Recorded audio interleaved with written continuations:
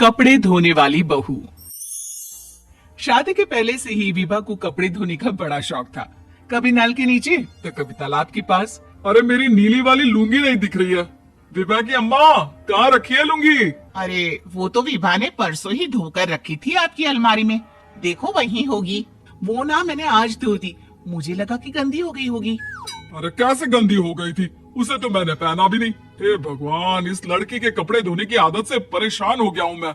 जितना तो घर में राशन नहीं आता, उससे कहीं ज्यादा डिटर्जेंट पाउडर का खर्चा है।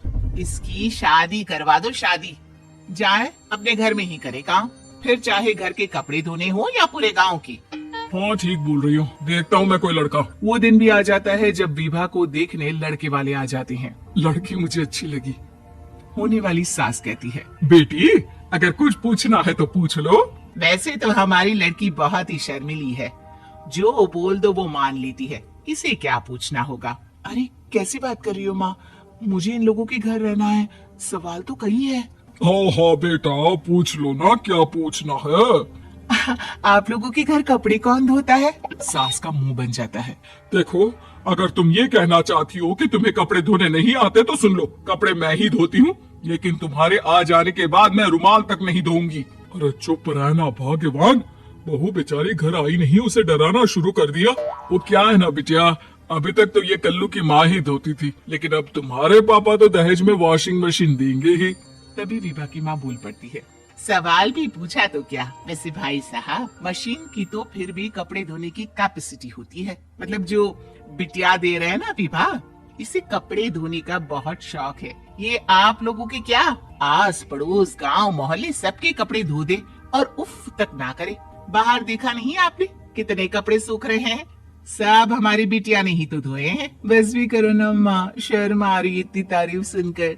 और तो और एक दाग निकाल कर दिखाओ तो मान जाऊं। हाँ अच्छा अच्छा, माफ करना बेटा, मैंने गलत समझा।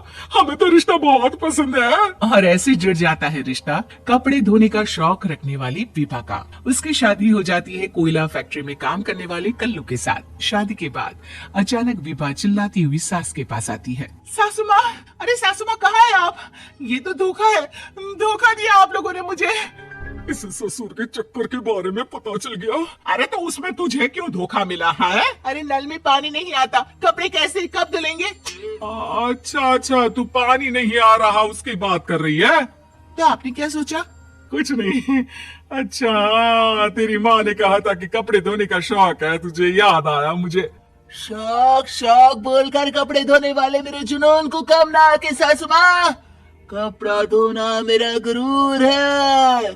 तभी पति भी वहाँ आ जाता है। अभी अभी मैंने इसे सनी देओल की फिल्म दिखाई है, उसी के डायलॉग मार रही है माँ। अच्छा सुन, साफ साफ बता रही हूँ, पानी सुबह 4 से 6 और शाम को 10 से 12 आता है, समझी? विभा टाइमिंग सुनकर हैरान हो जाती है। ये क्या भूतों का मोहल्ला है?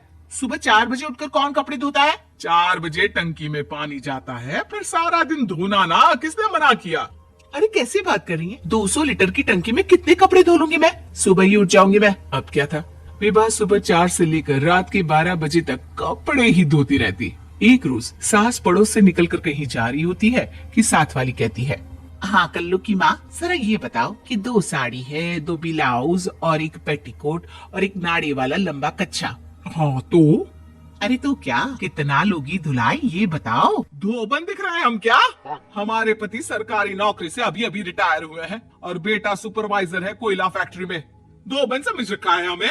हाय रे कल्लू की अम्मा, माफ कर दो, वो तो मोहल्ले में यही सब बता रहे थे कि तुमने बहू को कपड़ा धुलवाने के काम में लगा दिया है। सास को पड़ोसन की बात सुनकर गुस्सा आ जाता है। वो घर पहुंचती है जहां घर के बाहर ही इतने सारे कपड़े सूख रहे होते हैं जितने के किसी धोबन के घर पर। अरे ओ कल्लू की दुल्हन, बाहर निकल।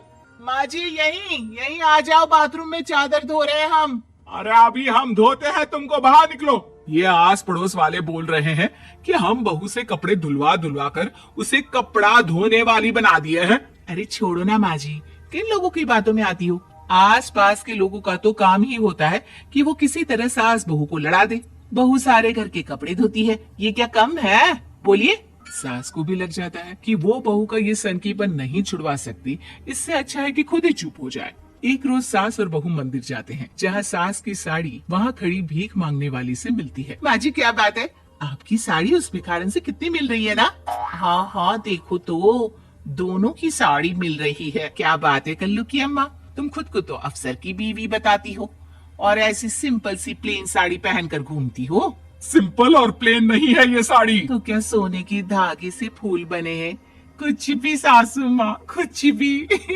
हाँ, बने थे इस साड़ी में सोने के धागे से फूल। मेरे पति लेकर आए थे मद्रास से स्पेशली मेरे लिए 10,000 की। ताहे भाई साहब इस भिखारन के लिए भी सेम टू सेम साड़ी लेकर आए होंगे 10,000 की। सास उस वक्त तो कुछ नहीं कहती, लेकिन बहू के साथ घर आती है और अलमारी से एल्बम निकाल कर लाती है। ये साड़ी देख रही है, ये वही साड़ी है जिसे मैंने अभी पहना था। इस साड़ी में ये जो चमकदार फूल दिख रहे हैं ना, ये सोने के धागों से काढ़े गए हैं। लेकिन तू लोकल वॉशिंग मशीन ब्रश से घिस घिस कर सारे फूलों को निकाल कर साड़ी प्लेन कर दी। मुझे माफ कर दीजिए सासू माँ। और तो और, जब मैंने तुझे तेरी गलती के लिए कुछ नहीं कहा, लेकिन तूने तो सबके सामने मेरा मजाक ही बना दिया। क्यों? बहू को समझ में आ जाता है कि अब से उसका कपड़े धोना बंद।